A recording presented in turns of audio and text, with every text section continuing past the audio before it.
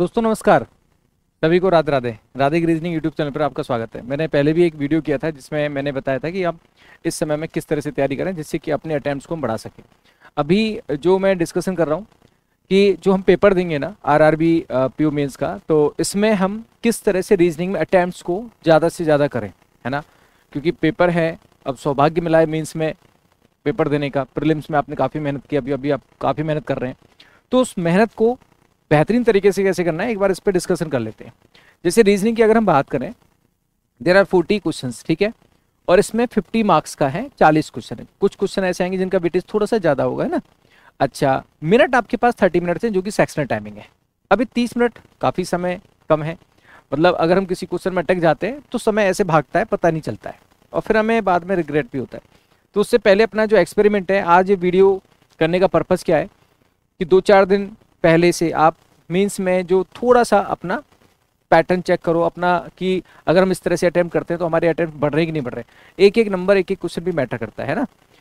So guys, इसमें जैसे reasoning में अगर हम बात करें, जो मिसलेनियस का जो मैं सोच रहा था, जो मैंने थोड़ा सा इस पर सोचा कि मिसलेनियस में और क्रिटिकल रीजनिंग दोनों को मिलाकर अगर मैं वेटेज की बात करता हूँ तो 15 से 18 क्वेश्चन, क्योंकि 40 क्वेश्चन है तो 15 से 18, मतलब 15 क्वेश्चन भी हो सकते हैं, 16, 17, 18, इससे ज़्यादा तो मेरे को लगता नहीं। क्रिटिकल और मिसलेनियस दोनों मिला के, क्रिटिकल में जैसे क्या हो गया कि आपके इन्फ्रेंस का, कोर्स ऑफ एक्शन का, आर्गुमेंट का, या फिर अजम्पशंस का क्वेश्चन हो गया, तो cause and effect, course of action, assumption, inference, तो इन सबको मिला के 5-6 क्वेश्चन ऐसे यहाँ पे हम सोच सकते हैं क्रिटिकल का।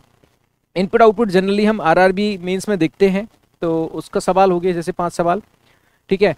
सिलोजिज्म के सवाल डायरेक्ट वाले भी है, ऐसा नहीं कि रिवर्स ही आ जाए, हो सकता है रिवर्स आ जाए, पर डायरेक्ट भी सवाल आ जाता है, ओनली फ्यू पे बेस्ड, ठीक है। तो ये वाले सवाल हो गए।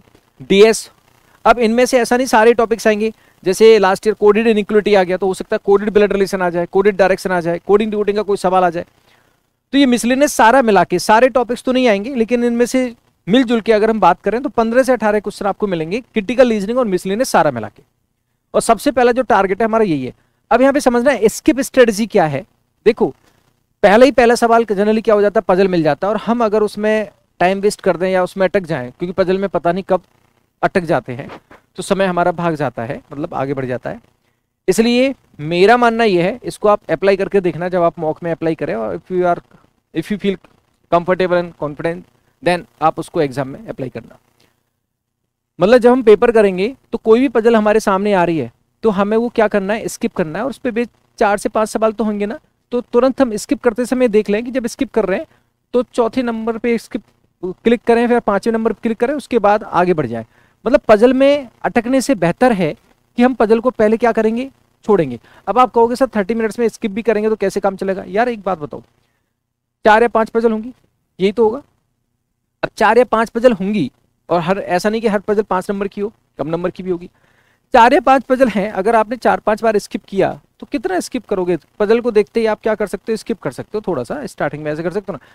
क्योंकि स्किप करोगे तो ज़्यादा से ज़्यादा आप कितना, 5 से 10 सेकंड मान लो पूरा ओवरऑल मिला के। अगर आप स्किप करेंगे 15 सेकंड मान लो, मैं कह रहा हूँ 1 मिनट मान लो, 10 सेकंड मान लो कि आपने पजल देखा स्किप किया, मैं कह रहा हूँ चलो ठीक है कोई बात नहीं, 30 सेकंड मान लेते हैं।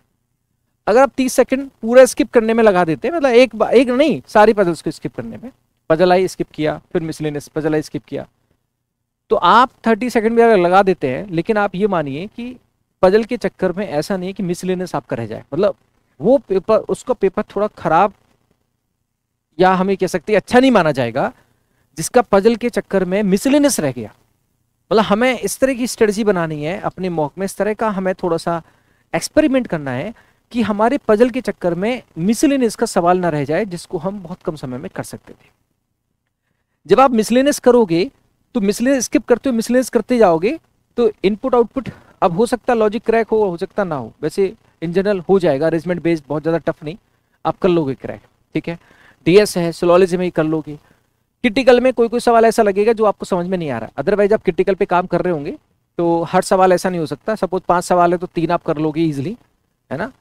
6 सवाल है तो 4 कर लोगे। 1-2 सवाल ऐसा हो रहा है आपकी स्टेटमेंट समझ नहीं आ रहा है, अगर स्टेटमेंट ही समझ नहीं आ रहा है तो फिर आप उसको स्किप कर सकते हैं, ठीक है। तो क्रिटिकल में आप 1-2 सवाल छोड़ सकते हैं, स्टेटमेंट समझ नहीं आया, बाकी मिसलेनियस तो सारा ही करोगे, है ना। इनपुट आउटपुट में थोड़ा सा डाउट है कि भाई 1% हो सकता है कि आपको लॉजिक करेक्ट ना हो, तो जबरदस्ती नहीं करना है। बट मुझे लगता है कि आप क्रैक कर लोगे, बहुत ज़्यादा टफ लेवल का नहीं मिलेगा, ठीक है। तो ऐसा है। तो इसमें क्या करना है, 15 से जो 18 क्वेश्चन हैं, इसको कोशिश करना है कि 15 मिनट में ही आप पूरा मिसलेनियस जितना आपसे हो पा रहा है आपने कर लिया। 12 क्वेश्चन किए, 13 किए, 14 किए, ऐसा आपको एक्सपेरिमेंट करना है कि 15 से 18 क्वेश्चन 15, 16, 17, 18 मिनट में हो जाने चाहिए। फिर आपके पास 12 से 15 मिनट बचा। अब 12 से 15 मिनट में सेलेक्टेड जो पजल है वो आप करिए जिसमें आप कंफर्टेबल, जब आप स्किप कर रहे थे और आप पजल को देखते हुए चल रहे थे, तो पजल है सिटिंग में से जिसमें आप लगता है कि आप इसको कर सकते हैं और उसमें पूरा दम लगाएंगे और करना ही है। 4 में से एक पजल, 4-5 पजल में से एक पजल आपने सेलेक्ट की, उसको आपको करना है। वो पजल जल्दी हो जाती है तो दूसरी पजल उठा लो। अब क्या होगा, मेरा मानना यह है कि 15 क्वेश्चन अगर आप मिसलेनियस के करते हैं, साथ में एक पजल कर लेते हैं, तो आपका जो अटेम्प्ट है वो 20 क्वेश्चन का अटेम्प्ट हो जाता है। और 20 क्वेश्चन का एटलीस्ट अगर आपका अटेम्प्ट हो जाता है तो मुझे लगता है कि पेपर एक सही दिशा में चला जाता है।